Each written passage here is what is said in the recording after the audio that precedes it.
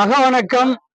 தாயக விடுதலை போரில் உயிர் நீத்த தாய் தமிழ் உறவுகளுக்கும் இன பற்றாளர்களுக்கும் அகவணக்கம் செலுத்துவோம்.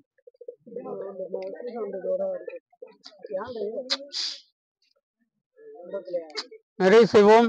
வீர வணக்கம். நம் மொழி காக்க இனம் காக்க, நம் மண் காக்க மானம் காக்க, இன்னுயிரிந்த மாவீரர் அனைவருக்கும் வீர வணக்கம், வீர வணக்கம், வீர வணக்கம், வீர வணக்கம், வீர வணக்கம், வீர வணக்கம், வீர வணக்கம், வீர வணக்கம். உறுதிமொழி ஏற்போம். மொழியாகி எங்கள் மூச்சாகி, முடிசூடும் எம் தமிழ் மீது உறுதி, வழிகாட்டி எம்மை உருவாக்கும், தமிழர் வரலாற்றின் மீது உறுதி, வெளிமூடி துயில்கின்ற வீர வேங்கைகள் மீதும் உறுதி, இனிமேலும் ஓயோம், இழிவாக வாழோம், உறுதி உறுதி வென்றெடுப்போம் தமிழர் உரிமைகளை, கட்டி எழுப்போம் தமிழர் உலகத்தை, ஒன்றாக வேண்டும் தமிழ், ஒன்றாக வேண்டும் தமிழர், தமிழால் இணைந்து நாம் தமிழராய் நிமிருவோம், நாம் தமிழர், நாம் தமிழர், நாம் தமிழர், நாம் தமிழர்.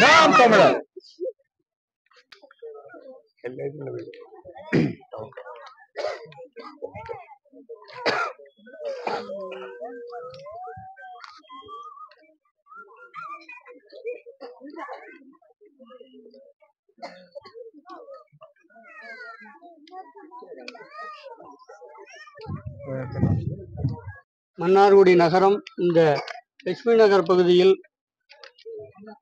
வரலாற்று சிறப்புமிக்க நாம் தமிழர் கட்சியினுடைய புலிக்கொடியினை ஏற்றி வைக்கும் இந்த நிகழ்வை ஏற்பாடு செய்திருக்கிற இந்த பகுதியைச் சேர்ந்த ரோஹித் உள்ளிட்ட அனைத்து தாய் தமிழ் உறவுகளுக்கும் நெஞ்சார்ந்த வணக்கத்தை தெரிவித்துக் கொள்கின்றோம்.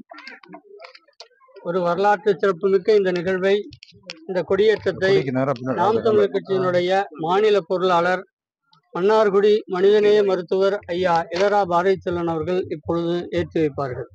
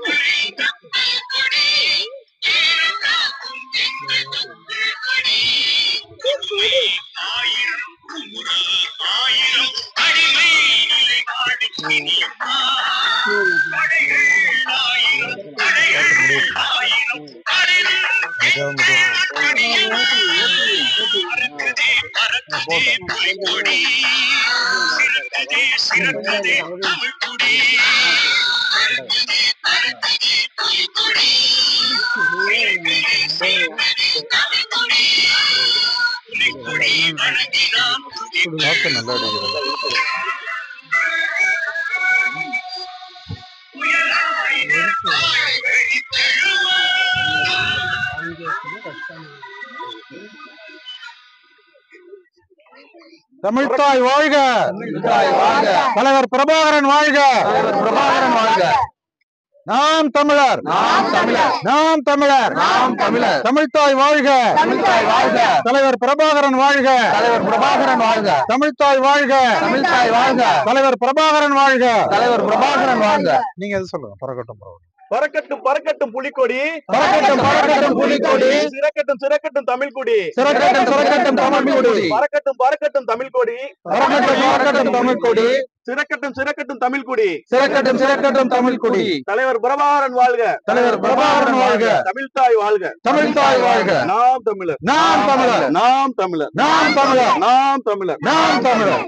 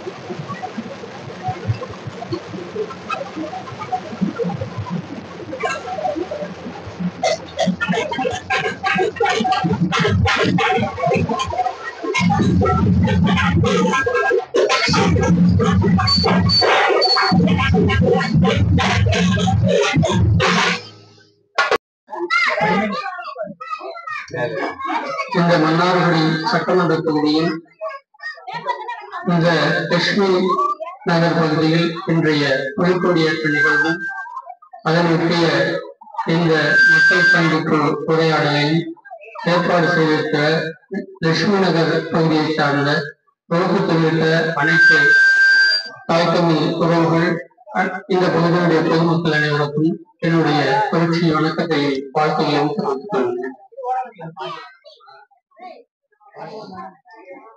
15 வருடமாக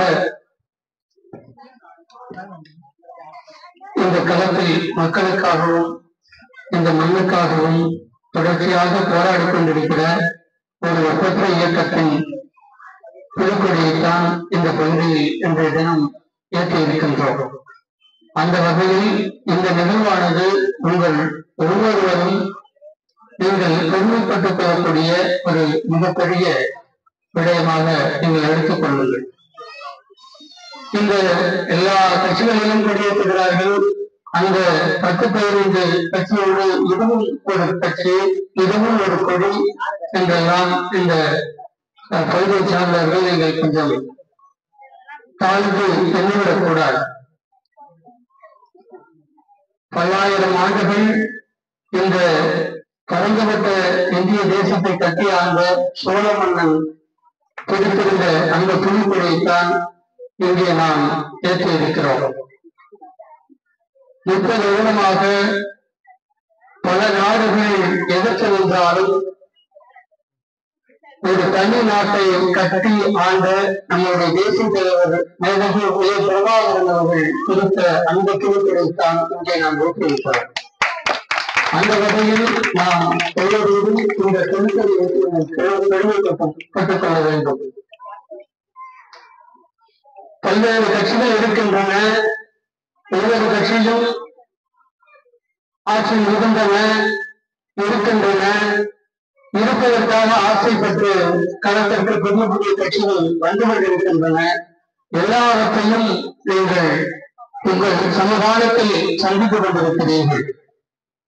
அந்த ஒவ்வொரு ஆண்ட கட்சியோ ஆளுகின்ற கட்சியோ நமக்கு என்னவெல்லாம் செய்தார்கள், அவர்கள் குடும்பத்திற்கு என்னவெல்லாம் செய்து கொண்டார்கள், நம்முடைய வாழ்க்கை தரம் எந்த அளவு உயர்வதற்கு அவர்கள் வழிகாட்டி இருக்கிறார்கள், அவர்களுடைய வாழ்க்கை தரம் உயர்வதற்காக உழைத்தார்களா, நம்முடைய வாழ்க்கை தரம் உயர்வதற்காக உழைத்தார்களா என்பதையெல்லாம் நீங்கள் சிந்தித்து பார்க்க வேண்டும். ஒவ்வொரு முறையும் வாக்கு செலுத்துகிறோம், மிகப்பெரிய நம்பிக்கையோடு செலுத்துகிறோம். நாம் செலுத்துகிற இந்த வாக்கு நம்முடைய வாழ்க்கையில், நம்முடைய பகுதியில், நம்முடைய குடும்ப சூழலில் ஒரு சிறு வெளிச்சத்தையாவது தந்துவிடாதா என்றுதான் இன்னொரு முறையில் நாம் எல்லாம் வாக்குகள் செலுத்திவிட்டு வருகின்றோம். ஆனால் வாக்குகளை பெற்றவர்கள் வளமாக இருக்கிறார்கள்.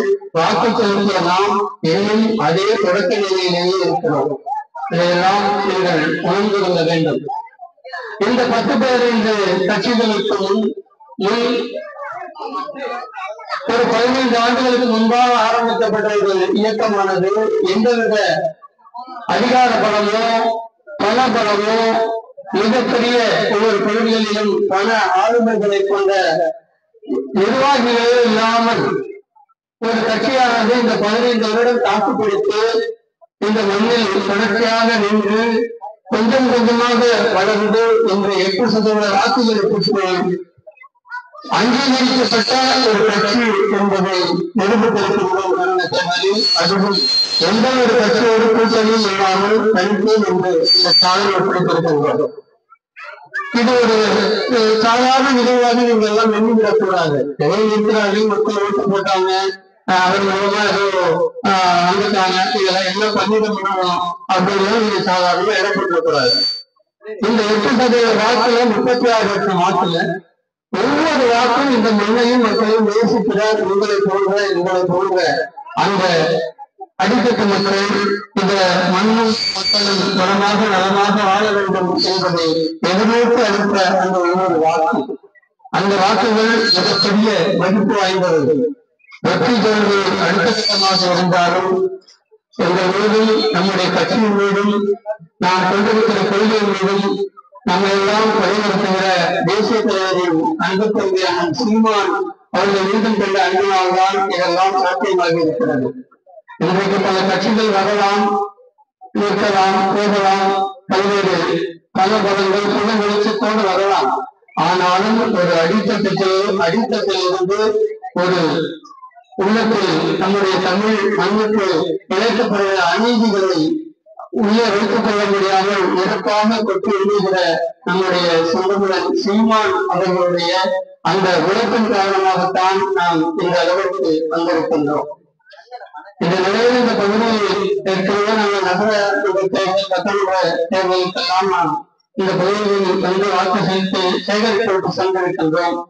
அப்பொழுதெல்லாம் இங்கு எங்களை வரவேற்கவும் யாரும் இல்லை. ஆனால் இப்பொழுது ஒரு மிகப்பெரிய படையையே உருவாக்கி காட்டியிருக்கிற இந்த ரோஹித் உள்ளிட்ட இந்த பகுதியுடைய பல போராளிகள் அனைவருக்கும் வாழ்க்கையை நீங்கள் பேசுகின்ற இந்த பாதையில் யாரும் மலரை தூங்கி அழைத்துச் செல்லப் போவதில்லை. கடினமான பாதையாக இருந்தாலும் எங்களோடு வாருங்கள். நாம் அனைவரும் கூடி சேர்ந்து இந்த மண்ணுக்கும் மக்களுக்குமாக உழைப்போம். முடிந்த வரையில் உழைப்போம், உழைத்துக் கொண்டே இருப்போம். நன்றி, வணக்கம். நான் தமிழ். அடுத்ததாக நாம் தமிழர் கட்சியினுடைய மாநில பொருளாளர் மன்னார்குடி மனிதவியல் மருத்துவர் ஐயா பிதரா பாரதிசிவன் அவர்கள் உங்கள் மீது விளையாடுவார்கள்.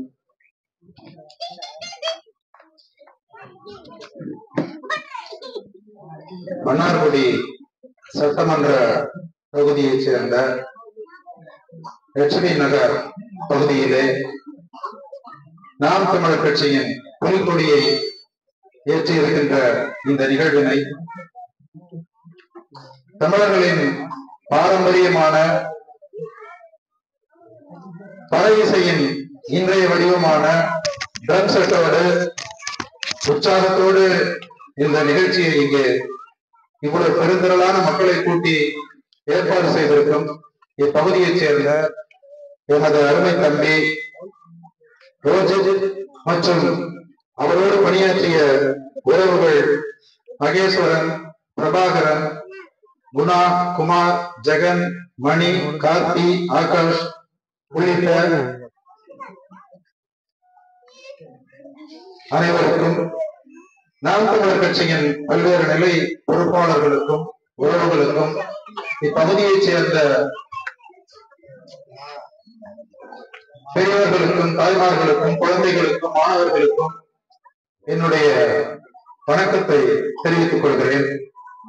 எனக்கு முன்னால் பேசிய நாம் தமிழர் கட்சியின் மன்னார்குடி சட்டமன்ற தொகுதி செயலாளர் தம்பி பாஸ்கர் அவர்கள் குறிப்பிட்டதை போல மற்ற கட்சி கொடிகளைப் போல நாம் தமிழர் கட்சியின் கொடி அவ்வளவு சாதாரணமானதல்ல. இது தமிழர்களின் வரலாற்றை சொல்லுகின்ற கொடி. தெற்காசியா முழுமையும் காட்டிய அந்த சோழன், ராஜராஜ சோழன், ராஜேந்திர சோழன் அவர்கள் எல்லாம் ஏற்றிய புலிக்கொடி. அவர்களுக்கு பின்னாலே சமீப காலத்திலே ஈழத்திலே தேசிய தலைவர் மேதகு பிரபாகரன் அவர்கள் ஏற்றிய கொடி. எதிர்காலத்திலே தமிழ்நாட்டு சட்டமன்ற தேர்தலில் வெற்றி பெற்று ஆட்சி பொறுப்பேற்க போகின்ற நாம் தமிழர் கட்சியின் அதன் தலைமை ஒருங்கிணைப்பாளர் சிந்தமலர் சீமான் அவர்கள் வடிவமைத்த கொடி. ராஜராஜ சோழன் அந்த காலத்திலே இந்த சோழ நாட்டை ஆண்டான். அவன் பல்வேறு சிறப்புகளுக்குரியவன்.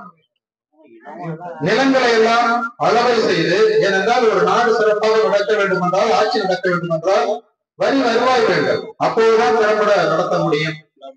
அதற்காக நிலங்களை எல்லாம் அளவை செய்து நியாயமான வரி விதித்து அதன் மூலம் நாட்டின் பொருளாதாரத்தை முன்னேற்றினார். அந்த கிடைத்த பொருளை சரியான முறையிலே வேளாண்மை சிறப்பாக நடக்க வேண்டும் என்றால் ஆற்று பாசனம் சிறப்பாக இருக்க வேண்டும்.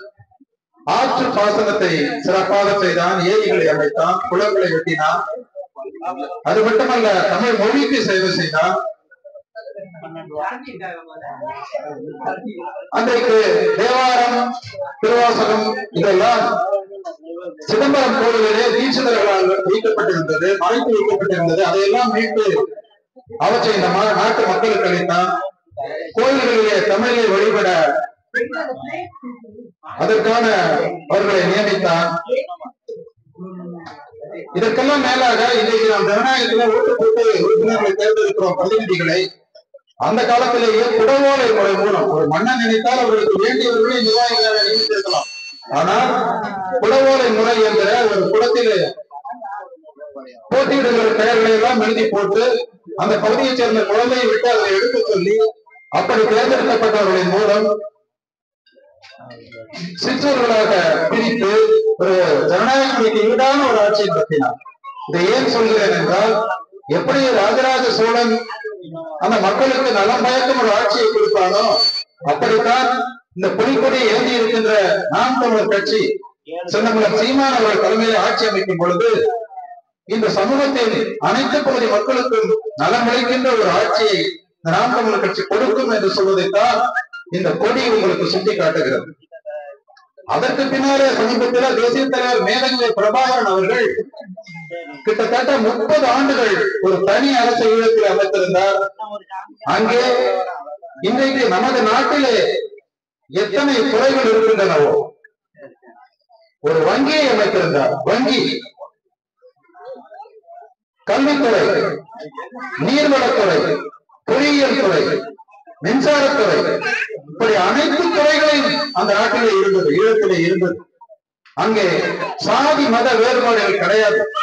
யாருமே நமது நாட்டிலே இப்போது நடைபெறுகின்றது சாதிய படுகொலைகள், அதெல்லாம் நம்ம நடக்கவே முடியாது. அப்படி ஒரு சிறப்பான ஆட்சியை தேசிய தலைவர் பிரபாகரன் அவர்கள் கொடுத்தார். அது மட்டுமல்ல, காந்தியடிகள் சொன்னார், ஒரு நாட்டிலே உண்மையான ஜனநாயகம் இருக்கிறது என்று சொல்ல வேண்டுமானால் அந்த நாட்டிலே நள்ளிரவு 12 மணிக்கும் பெண்கள் தனியாக ஆபத்தின்றி நடந்து செல்கின்ற ஒரு சூழ்நிலை இருந்தால்தான் அது உண்மையான ஜனநாயகம் என்று காந்தியடிகள் சொன்னார். அப்படிப்பட்ட ஆட்சியை நடத்தி காட்டியவர் தேசிய தலைவர் மேதகவி பிரபாகரன் அவர்கள் ஈழத்தில். இதை நாங்கள் சொன்னால் அது மிகைப்படுத்தி சொல்வதாக இருக்கும். தமிழர்களை கொடுமைப்படுத்திய சிங்கள நாட்டை சேர்ந்த ஒரு பெண்மணி, ஒரு பத்திரிகையாளர் அங்கே ஈழத்திற்கு வந்து சில நாட்கள் தங்கியிருந்து அதன் பிறகு அவர் சொன்ன சொற்கள் தானே, நள்ளிரவு 12 மணிக்கு கூட பெண்கள் பாதுகாப்பாக நடந்து செல்கின்ற ஒரு ஆட்சியை பிரபாகரன் கொடுத்திருக்கிறார் என்று அவர் சொன்னார். அப்படிப்பட்ட ஆட்சியை சகல துறைகளிலும் சிறப்பாக விளங்குகின்ற இந்த சமூகத்தின் அனைத்து பகுதி மக்களும் சிறப்பாக வாழ்கின்ற ஒரு சூழ்நிலையை நாம் தமிழர் கட்சி ஆட்சி கொடுக்கும் என்பதைத்தான் இந்த நாம் தமிழர் கட்சியின் புலிக்கொடி உங்களுக்கு சொல்கிறது. இன்றைக்கு தமிழ்நாட்டிலே தமிழ் மொழி அனைத்து துறைகளிலும் புறக்கணிக்கப்படுகிறது, எல்லாம் ஆங்கிலமயமாக இருக்கிறது. ஒன்றிய அரசு இந்தியை திணிக்க முயற்சி செய்கிறது. அதே போல தமிழர்களின் வேலை வாய்ப்பு பறிக்கப்படுகிறது. வட இந்திய தொழிலாளர்கள் இங்கே லட்சக்கணக்கிலே குறிக்கப்பட்டு அவர்கள் குறைந்த கூலிக்கு கிடைப்பதால் பல துறைகளிலும் தமிழர்களின் வேலை வாய்ப்பு இன்றைக்கு பறிபோய் கொண்டிருக்கின்றது. நம்முடைய நீர் வளம் பறிபோய் விட்டது. ஆற்றிலே நீர் வந்தால்தான் வேளாண்மை நடக்கும். ஆற்றிலே நீர் வந்து குளங்கள் நிரம்பினால்தான் நிலத்தடி நீர்மட்டம் உயர்ந்து குடிப்பதற்கு நீர் கிடைக்கும். ஆனால் தமிழ்நாட்டிற்கு நீர் கொடுக்கின்ற பாலாறு, காவிரி, முல்லை பெரியாறு இவை அனைத்திலும் அந்தந்த மாநிலங்கள் நமக்கு தண்ணீர் கொடுக்க மாட்டேன் என்பது உங்களுக்கு எல்லாம் தெரியும். அதை தட்டி கேட்க இப்போது இருக்கின்ற ஆட்சி, இதற்கு முன்னால் இருந்த ஆட்சி அவர்கள் எந்த நடவடிக்கை எடுக்கவில்லை. அதே போல நம்முடைய மண் வளமும் செயற்கை உரங்களினால் பாழாய் போய்விட்டது. வளர்ச்சி என்கிற பெயரிலே பல்வேறு தொழிற்சாலைகளுக்கு அனுமதி கொடுத்து நிலம் கையகப்படுத்தப்படுகிறது. இங்கே நிற்கின்ற படித்த பெண்கள், தொலைக்காட்சியை பார்க்கின்றவர்கள் உங்களுக்கு தெரியும், பரந்தூர் விமான நிலையம் அமைக்க, சிப்காட் அமைக்க, டங்ஸ்டன் எடுக்க, நம்முடைய மலை வளம், மண் வளம் அனைத்தும் பன்னாட்டு முதலாளிகளுக்கு இந்த திராவிட அரசுகளால் கொடுக்கப்பட்டுக் கொண்டிருக்கின்றது. நாம் செலுத்துகின்ற வரி பணத்தில் உரிய பங்கு நமக்கு கிடைப்பதில்லை. தமிழ்நாட்டிலிருந்து ₹1 நாம் ஜிஎஸ்டி கொடுத்தால் நமக்கு 27 பைசா தான் கிடைக்கிறது. ஆனால் உத்தரப்பிரதேசம் ₹1 கொடுத்தால் ₹3 கொடுக்கிறார்கள். பீகாரில ₹1 கொடுத்தால் வரி கொடுத்தால் ₹7 கொடுக்கிறார்கள். காரணம் கேட்டால் அவர்கள் முன்னேறாத மாநிலம் என்று சொல்கிறார்கள். விடுதலை அடைந்திலிருந்து 50 ஆண்டுகளுக்கு மேலாக இப்படித்தான் கொடுத்துக் கொண்டிருக்கிறார்கள். அவர்கள் வளரவில்லை. ஆனால் நம்முடைய உழைப்பினால் வருகின்ற வரிப்பணம் முழுவதும் அவர்களுக்கு சொந்து சேர்க்கிறது. இப்படி நம்முடைய பொருளாதாரமும் பாழாய் போகிறது. நம்முடைய கல்வி எந்த நிலைமையில் இருக்கிறது என்பது உங்களுக்கு தெரியும். வசதி உள்ளவர்கள் மட்டும்தான் ஒரு ஆண்டுக்கு 30,000 40,000 கட்டணம் செலுத்தி தரமான பள்ளிகளை படிக்க வைக்க முடிகிறது. இது போன்ற பகுதிகளிலே வாழ்கின்ற ஏழை எளிய மக்கள் அரசு பள்ளிகளிலே குழந்தைகளை சேர்க்கிறார்கள். அந்த அரசு பள்ளிகளின் நிலை உங்களுக்கு தெரியும். ஒரு நல்ல கழிவறை கிடையாது, கட்டடம் கிடையாது. 5 வகுப்புகள் சேர்த்து ஒரு ஆசிரியர் இருக்கிறார். நிரந்தர ஆசிரியர்கள் எல்லாம் போய் தற்காலிக ஆசிரியர் நியமிக்கிறார்கள். இந்த ஏழை எளிய மக்களின் பிள்ளைகளுக்கு ஒரு பணக்கார வீட்டு பிள்ளைகளுக்கு கிடைக்கின்ற கல்வி கிடைக்கிறதா என்று யோசித்து பாருங்கள். மருத்துவத்தை நினைத்து பாருங்கள். செந்தமணன் சீமான் சொல்கிறார், நாம் தமிழாட்சி அமைந்தால் ஒரு லட்சாதிபதி கோடீஸ்வரனுக்கு கிடைக்கக்கூடிய அந்த உயர்ந்த சிகிச்சை கூட சாதாரண மக்களுக்கு கிடைக்குமாறு நாங்கள் அரசு மருத்துவமனைகளில் தரத்தை உயர்த்துவோம் என்று அவர் சொல்கிறார். நிச்சயமாக இதெல்லாம் நடக்கும். ஆனால் எங்களை குறை சொல்பவர்கள் இவர் சும்மா கதை விடுறாரு, இதெல்லாம் செய்ய முடியாதுன்னு சொல்றாங்க. அப்படிலாம் இல்ல.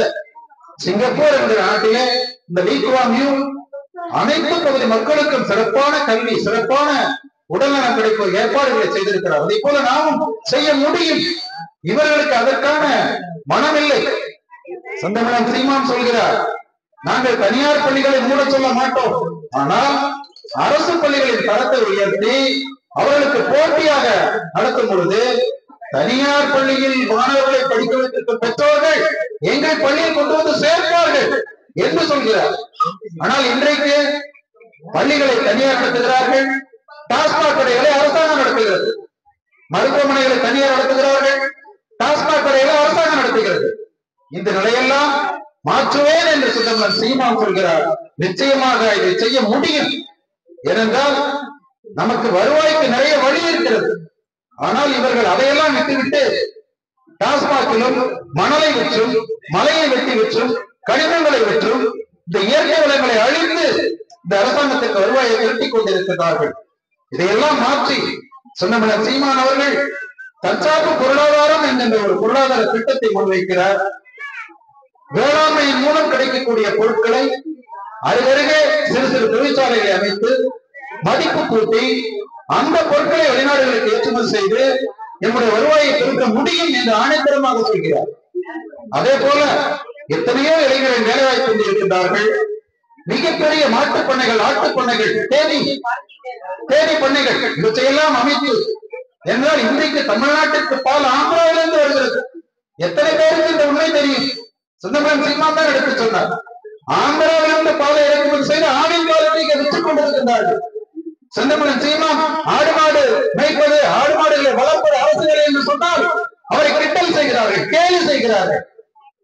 நாம் இங்கேயே பண்ணைகள் அமைக்க முடியும். எவ்வளவோ பரிசுரம் இருக்கிறது, அங்கெல்லாம் மாற்றுப் பண்ணைகள் அமைக்கலாம். இப்படி பல்வேறு மாற்று திட்டங்களை நாம் தமிழர் கட்சி வைத்திருக்கிறது.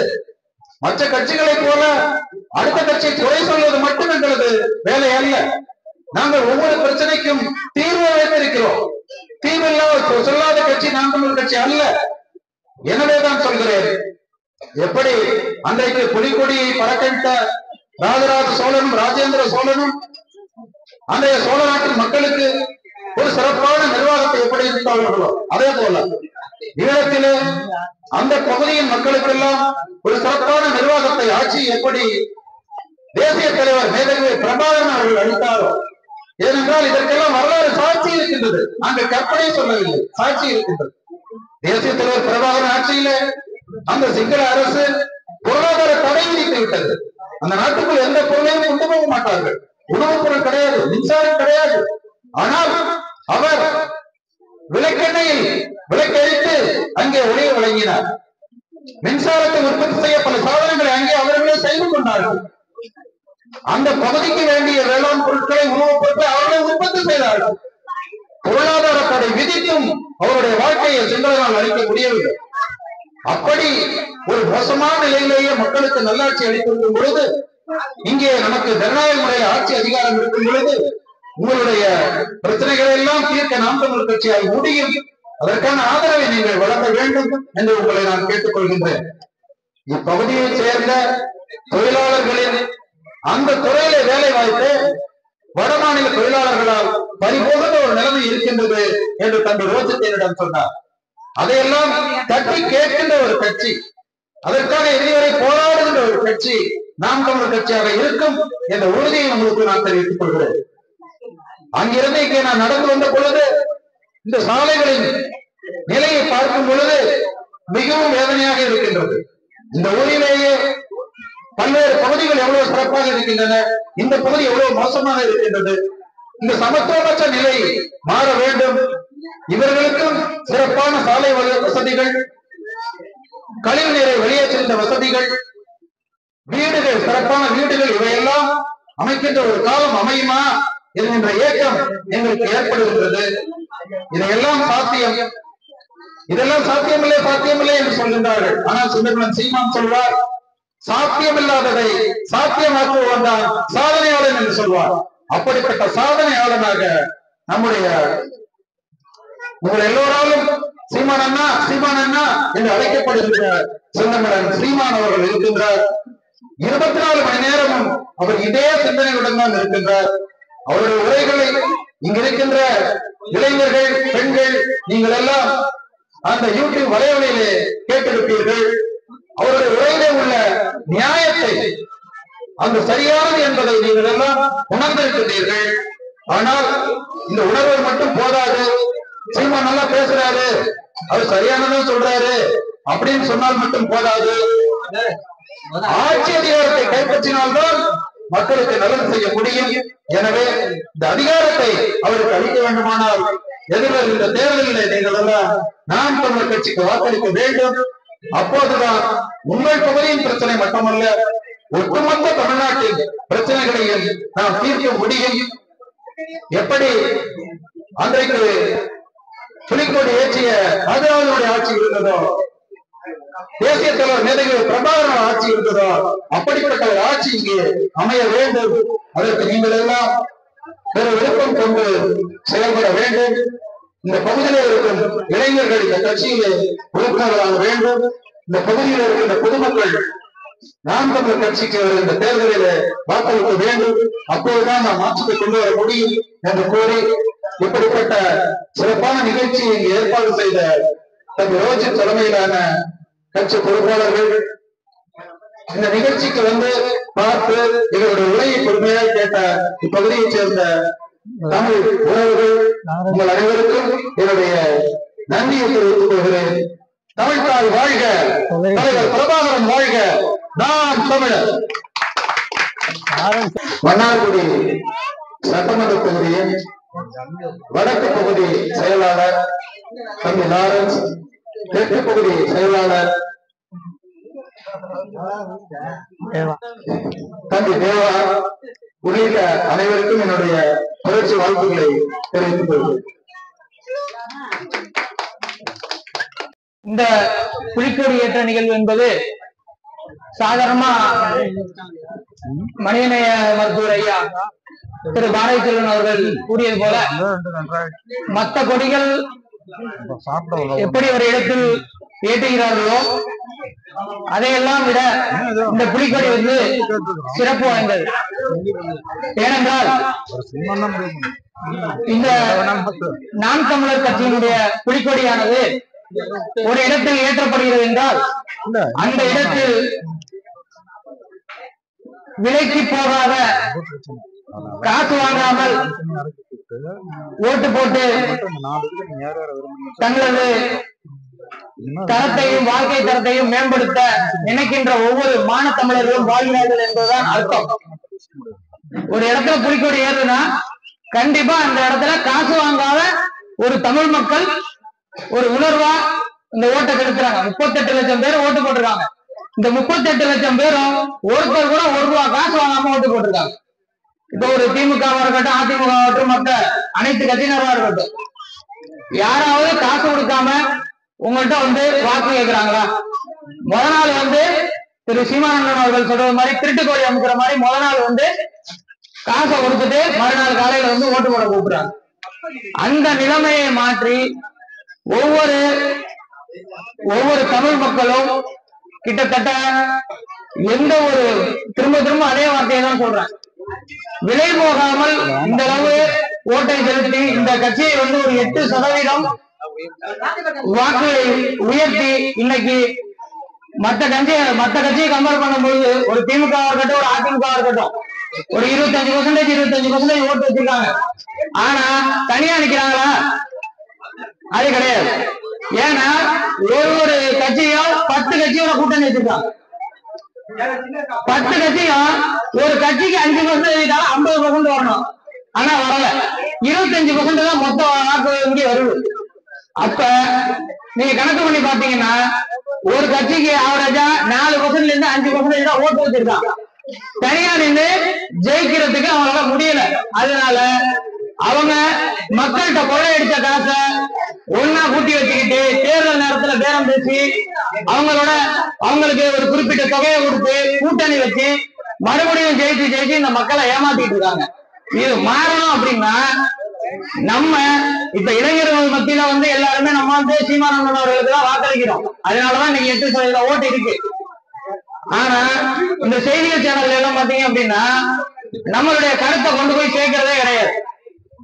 எந்த செய்தி சேனலா இருக்கட்டும், சன் டிவியா இருக்கட்டும், புதிய தலைமையா இருக்கட்டும், பாலிமர் செய்திகளா இருக்கட்டும், எல்லா செய்திகளும் என்ன பண்றாங்கன்னா ஆளுங்க செய்த காசை வாங்கிட்டு எந்த தகவலையும் கொண்ட வயதானவர்கள்ட்ட பெரியவர்கள்ட்ட நம்ம வீட்டுல உள்ளவங்கள்ட்ட கொண்டு போய் சேர்க்கறது இல்லை. இளைஞர்களாகிய நம்மள்ட்ட பாத்தீங்கன்னா எல்லார்ட்டையும் ஒரு ஆண்ட்ராய்டு மொபைல் இருக்கு. நம்ம பாக்குறோம், காணொலிகளை பாக்குறோம், யூடியூப்ல பாக்குறோம்.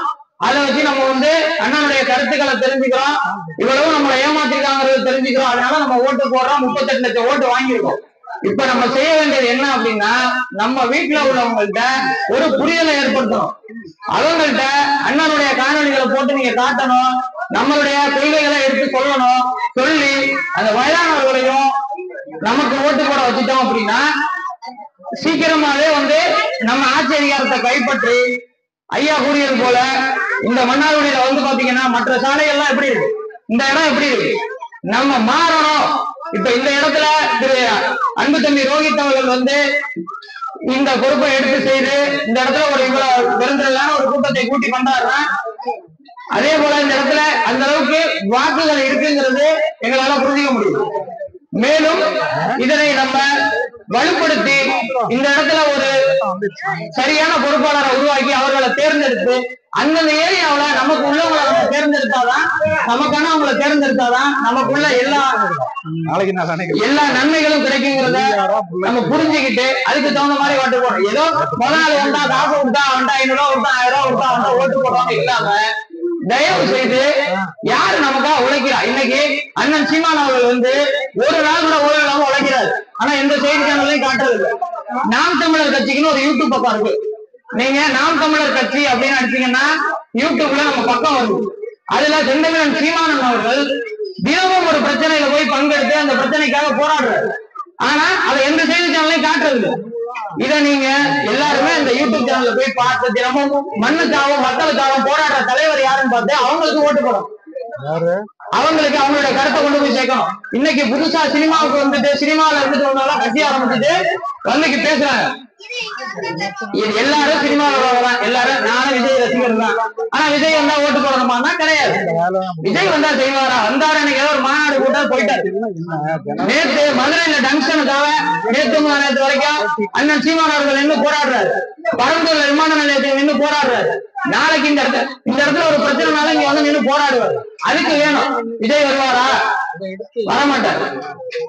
சினிமா முகத்தார உள்ளவங்க யாரும் தயவு செய்து ஒரு சிலர் இருந்தாலும் அதெல்லாம் உதறி தள்ளிட்டு நமக்கு யாரு முக்கியம், நமக்காக யாரு போராடுவாங்க அப்படின்னு பார்த்து அவங்களுக்கு வாக்கு செலுத்தி அவங்களுடைய தரத்தை வலுப்படுத்தணும். இந்த இடத்துல வாய்ப்பு கொடுத்த மக்களுக்கும் இங்க கூடியிருந்து என்னுடைய கருத்தையும் மற்ற பொறுப்பாளர்களுடைய கருத்தையும் அமைதியாக கேட்டு அமர்ந்திருக்கும் அனைவருக்கும் என்னுடைய நன்றி கலந்த புரட்சி கலந்த வணக்கத்தை தெரிவித்து என் உரையை முடிக்கிறேன். நன்றி. நான் தமிழர்.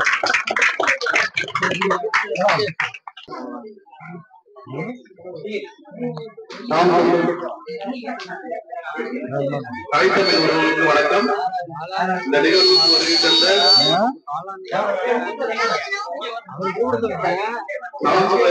மாநில பொருளாளர் ஐயா மருத்துவர் அவர்களுக்கும் மாவட்ட செயலாளர்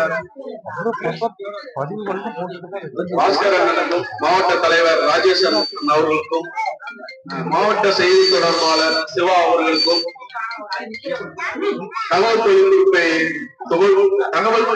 பாசறை செயலாளர் பாலமுருகன் அவர்களுக்கும் மற்றும் ஏனைய பொறுப்பாளர்களுக்கும் நாம் தமிழ் உறவுகளுக்கும் இங்கு இதுவரை பொறுமையாக இருந்து நாங்கள் பேசியதை கேட்ட அனைத்து சிறுவர்கள், மகளிர், பெரியோர், அனைத்து உறவுகளுக்கும் நாம் தமிழர் கட்சி நகரத்தின் சார்பாக நன்றியை தெரிவித்துக் கொள்கிறேன். நாம் தமிழர்.